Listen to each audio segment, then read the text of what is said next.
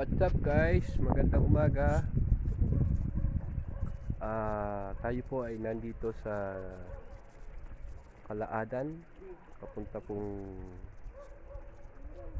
Baler, Aurora. Yan. Napakalapit lang po nito. Makikita niyo po ang view. Yan, no? Napakaganda, oh. Hindi mo na kailangan pumunta ng Baguio. Oh, yan, oh. Oh. Ampag, ayan lang Ampag, oh. Oh. Hindi mo na kailangan pumunta ng Baguio, mga guys. Mula Cabanatuan, 2 oras lang po o 1 oras kalahati, nandito ka na sa lugar na to, sa pinuntahan namin. Ayan. Sa murang-murang halaga, meron ka ng private pool. Tapos may 2 kayong bahay. Ito yung isang bahay, ayun yung pinaka mess hall o yung kusina nyo. Yan. Yan. Tapos ito yung bahay, up and down siya. Cute nga eh. Isang kwarto dyan sa baba, isang kwarto dito sa taas. Yan. Tapos meron siya pinaka guest room. Meron pa rin pong pool papunta po doon. Akit ka doon sa taas na yun, may pool pa isang malaki, pang family doon sa taas na yun. Napakasarap po dito, presko ang hangin, no? Tahimik na tahimik. Tapos yung kalsada, ayan po yung kalsada. Ang sasakyan po ay napakadalang lang ng dumadaan. Bihirang-bihira lang po ang dumadaan. Yung mga truck po na yan, akyat sila, pakuha po. Yan po yung kumukuha ng buko. Sila yung nagbibiyahe ng buko. Dito kasi, kumbaga, yung daanan na ito, marami siyang sigsag, pero walang akyatin.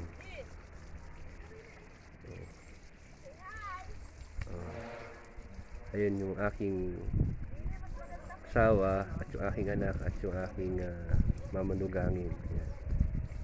Ayan po sila sa baba, nagbibideo. Oh, ayan si kuya, gising na si kuya. Oh. Hello kuya.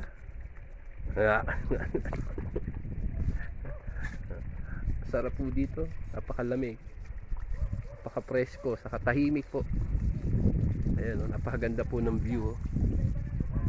Kita nyo yung ulap, oh. Ayan po yung ulap, oh. Bababa po tayo doon sa pinalalagyan nila. Ang ganda. Bababa tayo. Pwede rin po dumaan doon, pwede rin dumaan dito. Yan. Nakita nyo po yung ulap, oh. Napakaganda naman yung ulap. Kita nyo po yung kalsada, tahimik na tahimik. Walang ganong sasakyan dumaraan. Wala po dito sa kinalalagyan namin. 5 minutes lang na doon ka na sa boundary ng... Wala pa, mga 3 minutes yata. 5 na ka mo, minimum 5 na. Nandun ka na sa boundary ng Aurora ba, anak? O Aurora. Yan, dito sa kinalalagyan namin. Ayan, kita nyo po yung ulap, oh. Mas maganda pumunta po dito kaysa sa Baguio. Kasi sa Baguio ay crowded na ang lugar. Dito, ayan, oh, kita nyo. Tahimik na tahimik. Tapos yung kalsada, ayan, nakita nyo, walang ganong sasakyan dumaraan. Hindi siya polluted. Tapos yung pool ay flowing yung tubig. Kita nyo, yung tubig po ay running water siya, galing ng bundok. Ayan, nakita nyo yung tubig, oh. Ayan yung tubig, oh. Galing do sa pool. Ayan, napakalinis po ng tubig. Ang gagaling po sa taas. Kaya lang, sobrang lamig naman ng tubig. Ito yung ayan, sa taas. Ito yung pinuntahan namin. Ayan, Villa Lisa. Hi, ano? Villa Lisa Highland. Ayan. Ayan po siya. Villa Lisa Highland.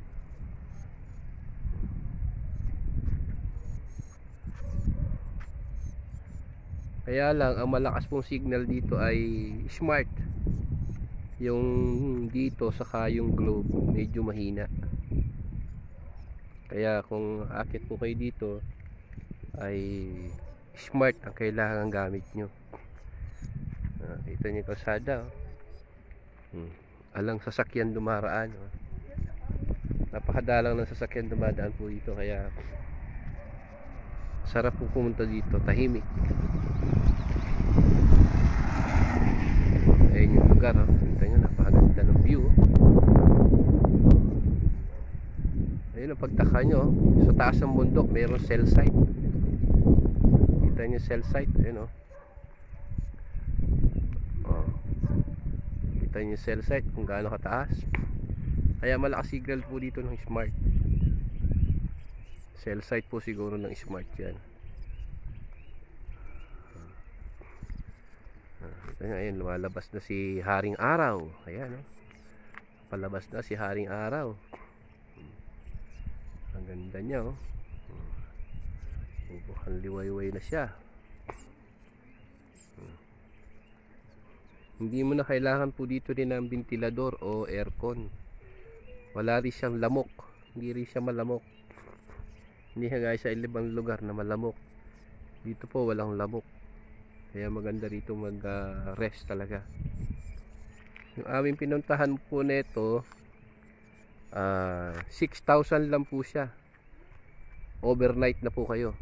Yan, sa Villa Lisa Highland po na yan. Ayun po yung tinirahan namin. Yan. Kita nyo, ang ganda. Pero meron pa rin po siya doon sa taas. Ang price naman po niya, itong kinuha nga po namin ay 6,000, 10,000, 20,000 papataas. Kasi mas maganda po yung lugar doon sa taas. Kaya lang kinuha namin itong ibaba lang.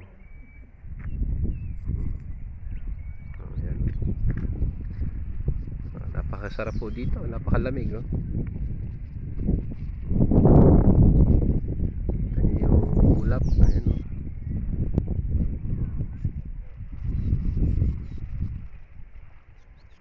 Tahimik na tahimik. Ito meron din po dito. Siguro ito po ay private din. Ganda nga. Kaya lang dito wala siyang pool. Malay mo naman to. Guest house lang kasi ay rest. Oo, ang ganda nga Private din po ito. Ayun, Private po siya. Kaya lang wala siyang pool. Siguro to pang ano, pang kasalan, ganun, birthday. No? Lalagyan siya ng tent na dyan kasi kaya open siyang ganyan, eh. Kala kaya mas malaki, oh.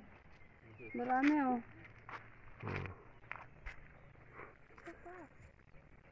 Ayun na yung ano, ano tawag dyan?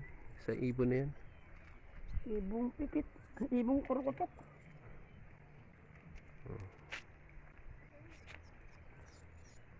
Ayan, oh, nakasikat na yung si Haring Araw, oh. Tahulan niya mga aso. Ito yung ulap, oh. Malami aso. Napakasarap po dito. Tahimik na tahimik.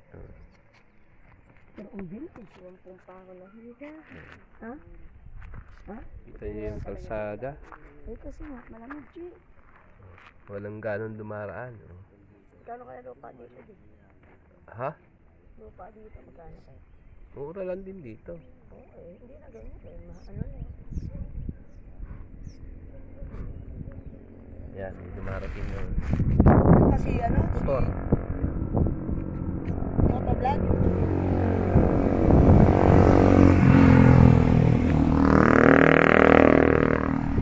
Maganda po rito yung mga bikers. Ano kayo si motovlog? Ayun, nagbibideo rin siya.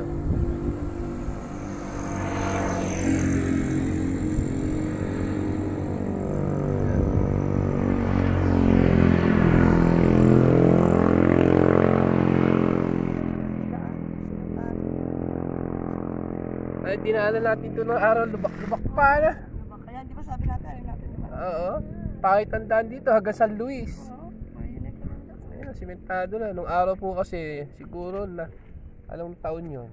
Mga ano, 2017, 18. 2017, 2008, 9. Ay hindi, mga 99, P6 hanapin ang 997. 98, 99. mga year 2000. Mga ganun. Oo, mga year 2000 po kasi nagpunta na kami dito. Kaya po, nung araw, kung natatandaan po nyo, sabi nga po, pag umakyat ka ng galing ka ng Baler Aurora at bumaba ka at Itaas ko na yung at naramdaman mong ano ba? camera. At naramdaman mong lubak-lubak na nandun ka na sa San Luis. Ano, nung araw. Ayan.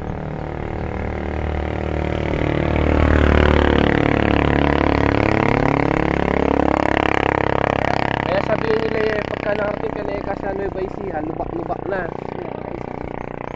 Dali, ayun o. Sarang ulam. Ang ganda ng bahay natin, no? Parang ganun. Ang ganda ng bahay natin. Parang duwende. Hindi ka magdadalo na ako.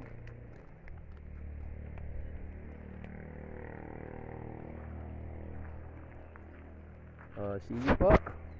Magpapaalam na po ako. Isang magandang araw at isang magandang umaga po sa ating lahat. At paalala lang po sa lahat din po ng kapwa ko driver, ingat-ingat po tayo sa pagmamaneho para sabi nga po may pamilya pa tayong uuwian. Salamat at ingat po. Magandang umaga. Bye-bye.